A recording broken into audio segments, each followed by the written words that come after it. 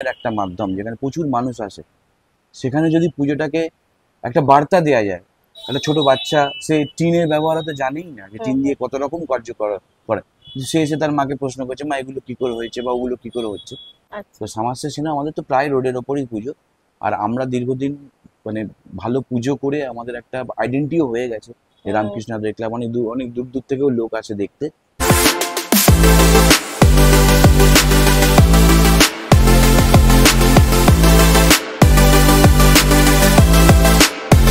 নমস্কার, mister V শ্রীবাস্তবের channel থেকে আমরা চলে এসেছি আবার সেকেন্ড রাউন্ডে রামকৃষ্ণ অ্যাথলেটিক ক্লাবে।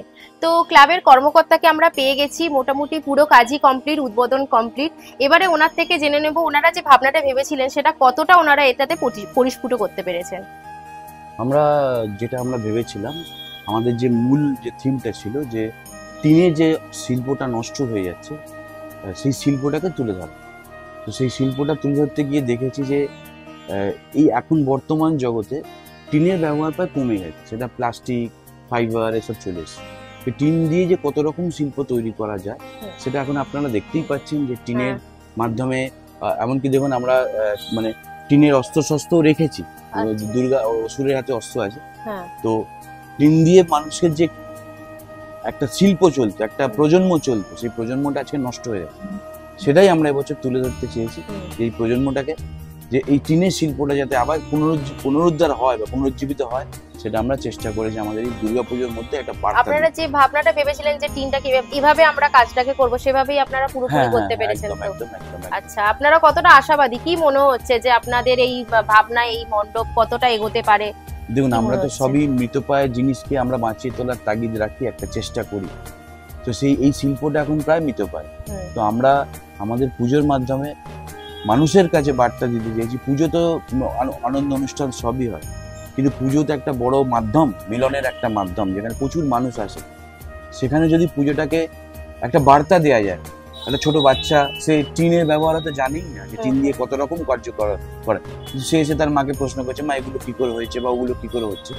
এই যে বার্তাটা যাচ্ছে মানুষের মধ্যে, তো আমার মনে হয় যে আমরা আমাদের যে লক্ষ্য নিয়ে গিয়েছিলাম অনেকটা অংশে সফল হয়েছি। পুরো সফল হওয়া তো সম্ভব না, তবু আমরা আমাদের সীমিত ক্ষমতার মধ্যে আমরা চেষ্টা করেছি যে পুজোর মাধ্যমে মানুষের কাছে একটা বার্তা পৌঁছে দেয়। আচ্ছা, তো আপনাদের এই প্যান্ডেল বা এই ভাবনা বা আপনারা যে ভাবনাটা মানে দর্শনার্থীদের কাছে পৌঁছানোর চেষ্টা করছেন, সেটা আসার জন্য তো মানে আসতে হবে, তাই তো? একদম। আসার জন্য মানে ময়দানের তরফ থেকে কিভাবে আসবেন? ময়দান বা আপনাদের অ্যাড্রেসটা কি আছে? আমাদের হচ্ছে 270 Netaji Subhash road, near Samashree cinema. আমাদের এখানে আসার সহজ উপায়, যদি ময়দান থেকে আসেন, ময়দান থেকে টুয়ার্ডস রামরাতলার দিকে যেতে সামাশ্রী সিনেমা হচ্ছে একটা ল্যান্ডমার্ক। তো সামাশ্রী সিনেমা আমাদের তো প্রায় রোডের ওপরই পুজো, আর আমরা দীর্ঘদিন মানে ভালো পুজো করে আমাদের একটা আইডেন্টিটিও হয়ে গেছে। রামকৃষ্ণ আদ্বৈত ক্লাব অনেক দূর দূর থেকেও লোক আসে দেখতে, এসে দেখে আমাদের ঠাকুর দেখে। আমরা আশাবাদী যে আমাদের ক্লাবের নাম বললেই মোটামুটি সবাই চিনতে পারে। ঠিক আছে, তো আমরা জেনে নিলাম ওনাদের কাজ কতটা কমপ্লিট হয়ে গেছে, কতটা ওনারা এগোতে পেরেছেন। তো অবশ্যই আপনাদের স্বাগত করব যে আসুন, এসে দেখুন এবং তাদের চিন্তা ভাবনাটা কতটা উন্মুক্ত, কতটা ওনারা বলতে পেরেছেন, কতটা বোঝাতে পেরেছেন, সেটা যাতে আপনাদের কাছে পৌঁছায়, তার জন্য তুমি অ্যাড্রেস দিয়েই দিলেন। আপনারা আসুন, দেখুন।